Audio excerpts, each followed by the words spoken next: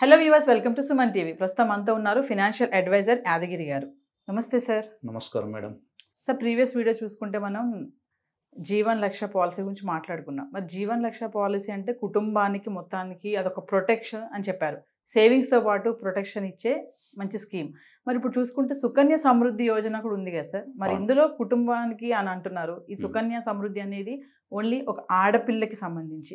మరి ఆ పాలసీకి ఈ పాలసీకి డిఫరెన్షియేషన్, తాకట్టులో ఉన్న బంగారాన్ని విడిపించి ఆ రోజు ఆన్లైన్ రేటుకే మేము కొంటాం. Sharma gold company. కంపారిజన్ ఏంటి, బెనిఫిట్స్ పరంగా చూసుకుంటే ఇదంతా కూడా క్లారిటీగా మా వ్యూవర్స్ కోసం. తప్పకుండా మేడం. ముందుగా సుమన్ టీవీ ప్రేక్షకులకు నమస్కారాలు. మీరు మంచి మంచి టాపిక్ తీసుకుంటున్నారు. ఇది వ్యూవర్స్కు చాలా ఉపయోగపడేటువంటి టాపిక్స్ అండి ఇవి. అది చాలామందికి అంటే ప్రేక్షకులకు కనెక్టివిటీ చాలా దగ్గరగా ఉండే విధంగా మీరు ఈ సబ్జెక్ట్ తీసుకుంటున్నారు.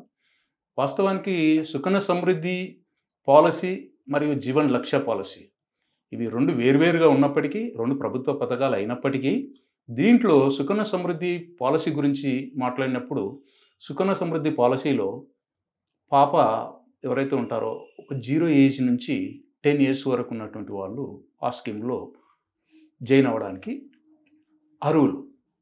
ఈ పాలసీలో ఒక 10 years, ఒకవేళ ఒక 1 year పాప నుంచి 10 years వరకు ఉన్నారు కాబట్టి ఎవరైనా ఈ లేడీ వారు అంటే గర్ల్ చైల్డ్కి మాత్రమే ఇది ఎలిజిబుల్. సో మరి అదే పిల్లలు ఉన్నారనుకోండి, మగ పిల్లలు ఉంటే వాళ్ళకు లేదు. అదేవిధంగా ఎంతమందికి ఈ స్కీమ్ ఎంతమందికి ఈ స్కీమ్ ఎలిజిబిలిటీ అంటే ఒక ఫ్యామిలీలో ఎంతమందికి ఎలిజిబిలిటీ ఉంటుంది అంటే ఒక ఫ్యామిలీలో 2 గర్ల్ చైల్డ్కి మాత్రం ఎలిజిబిలిటీ ఉంటుంది. ఎలాగంటే ఫర్ ఎగ్జాంపుల్ ఎవరైనా పర్సన్కు ఒక 3 పిల్లలు ఉన్నారు, ఆడపిల్లలు. 3 ఆడపిల్లలు ఉన్నట్టయితే 2కి మాత్రం ఎలిజిబిలిటీ ఉంటుంది. అలా కాదు, ఒక స్పెసిఫిక్ కేసులో ఫర్ ఎగ్జాంపుల్ ఫస్ట్లో ఈ పాప ఒక పాప పుట్టారు, నెక్స్ట్ డెలివరీలో 2 ట్విన్స్ పుట్టారు. అప్పుడు ఈ పాలసీలో 3 ఆడపిల్లలకు కూడా అర్హత ఉంటుంది. 10 years వరకు ఆ పిల్లల యొక్క వయసు ఉండే వరకు పాలసీ తీసుకోవచ్చు. అంటే ట్విన్స్ కాబట్టి అక్కడ బోనస్ వారికి ఒక అవకాశం ఉంది. అంటే మామూలుగా ఫర్ ఎగ్జాంపుల్ ఇలా కాకుండా ఫస్ట్ ట్విన్స్ పుట్టారు, వాళ్ళిద్దరికి ఇచ్చేశారు, తర్వాత పాప పుట్టింది, లేదు. ఓకే, ఒక 2కి మాత్రమే ఇలా ఉంటుంది. సెకండ్ టైంలో 2 వచ్చారు కాబట్టి ఎట్ ఏ టైం కాబట్టి వాళ్ళకు ఆప్షన్ ఉంది. అయితే ఈ స్కీమ్లో చాలామంది నా దగ్గరికి వస్తుంటారు, నన్ను అడుగుతుంటారు, నేను ఇది చేశాను అది చేశాను అంటుంటారు. కానీ కొన్ని దీంట్లో డ్రాబ్యాక్స్ కూడా ఉన్నాయి. వాటి గురించి కూడా మనం ఒకసారి చర్చించుకుంటే ఇది ప్రేక్షకులకు తెలుస్తుంది, వాట్ ఈజ్ వాట్ అనేది తెలుస్తుంది. అందువల్ల ఈ సుకన్య సమృద్ధిలో పాప ఒక జాయిన్ అవుతారు. పాపకు అంటే 15 years వరకు ఈ సుకన్య సమృద్ధిలో జాయిన్ అయిన తర్వాత 15 years వరకు మనం పేమెంట్ చేయాలి. 21 yearsకు అమౌంట్ అనేది రిటర్న్ ఇస్తూ ఉంటారు. దీంట్లో ఎవ్రీ 3 monthsకి అనేది రేట్ ఆఫ్ ఇంట్రెస్ట్ ఆర్బీఐ గైడ్లైన్స్కి అనుగుణంగా రేట్ ఆఫ్ ఇంట్రెస్ట్ అనేది చేంజ్ అవుతూ ఉంటాయి. మనకు లేటెస్ట్గా 2024 January 1st ఇవి కొంచెం పెంచారు. 8.2% ఏదో ఉంది, 8 నుంచి 8.2% ఏదో పెరిగింది. సో ఇట్లా ఇయర్ బై ఇయర్ పెరగొచ్చు, తగ్గొచ్చు. దీని అనుగుణంగానే వాళ్ళ యొక్క రిటర్న్స్ అనేది ఇందులో ఉంటాయి. అయితే ఈ పాలసీలో ఒక ఫర్ ఎగ్జాంపుల్ 5 years పాప జాయిన్ అయ్యారు. ఈ పాలసీ ఎప్పుడు మెచ్యూరిటీ అవుతుంది? నార్మల్గా ఎవరైనా సరే థింక్ చేసే వాళ్ళు ఎలా ఉంటున్నారంటే, నా పాపకు 5 years ఉంది, నేను జాయిన్ అయ్యాను, నేను 15 years వరకు పేమెంట్ చేస్తాను, 21 yearsకి నాకు డబ్బులు వస్తాయి అని అనుకుంటారు. కానీ అది కాదండి. ఈ పాలసీలో జాయిన్ అయినప్పటి నుంచి 15 years పేమెంట్ చేయాలి. అంటే పాప 5 years ఉన్నది అంటే 15 years అంటే పాప వయసు ఎంత అవుతుంది? 20 years అవుతుంది. ఆ 20 years పే చేసిన తర్వాత 6 years వెయిట్ చేసిన తర్వాత 26th yearకు పాపకు అమౌంట్ వస్తుంది.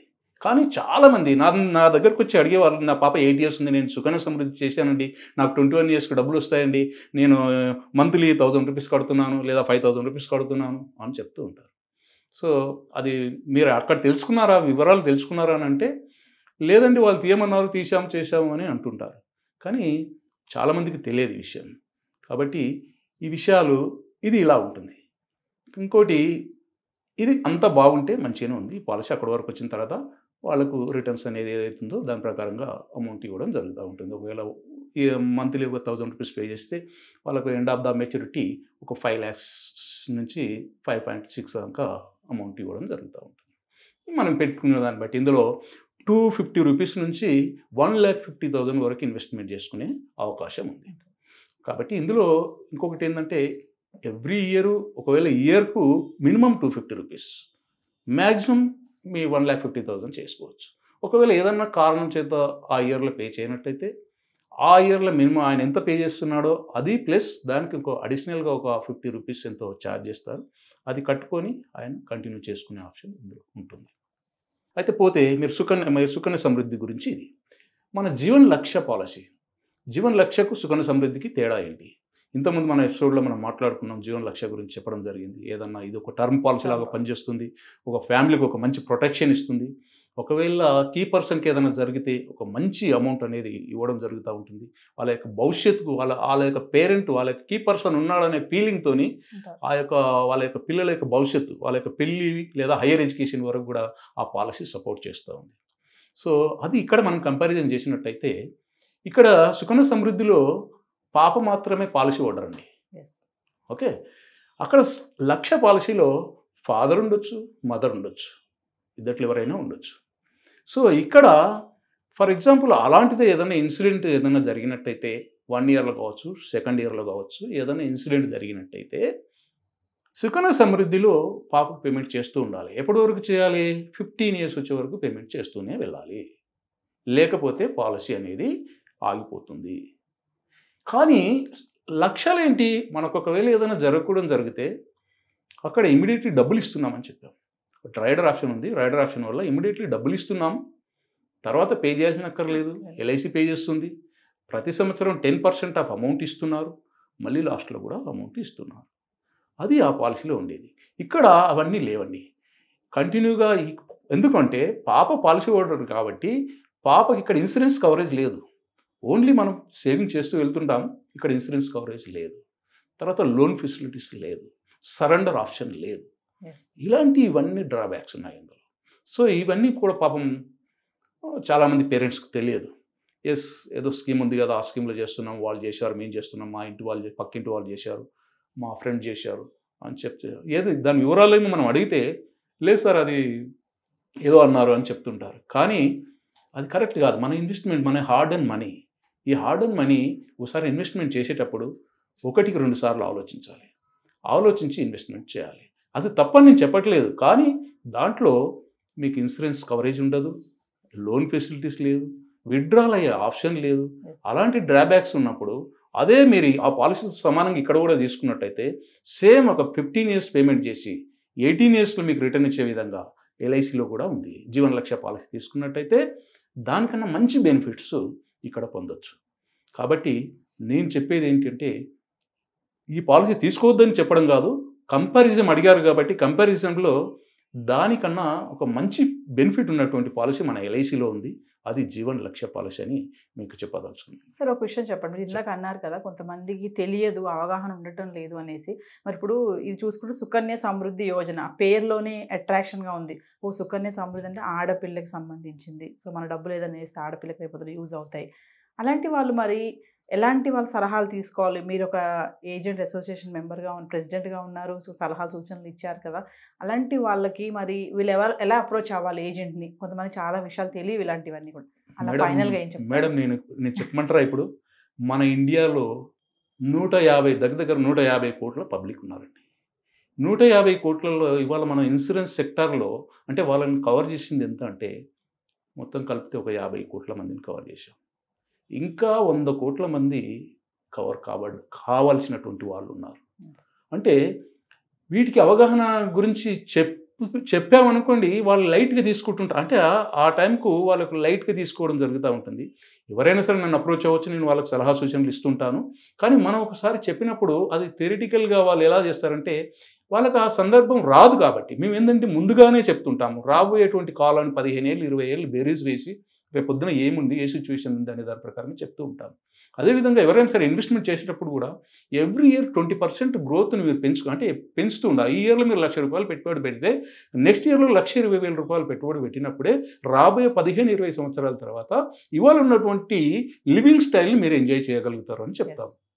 కానీ వాళ్ళు అది వినరు. మా ఎల్ఐసి పాలసీలో అయితే మనం ఎంతైతే టర్మ్ తీసుకుంటామో అంతవరకు సేమ్ ప్రీమియమే ఉంటుంది. మేము ఒకసారి చెప్పినప్పుడు అబ్బా ఇంత ప్రీమియమా అని అడుగుతుంటారు. సో అది ఇక్కడ నుంచి రాబోయే 15 సంవత్సరాలు 20 సంవత్సరాలు ఇదే ఉంటుంది సార్.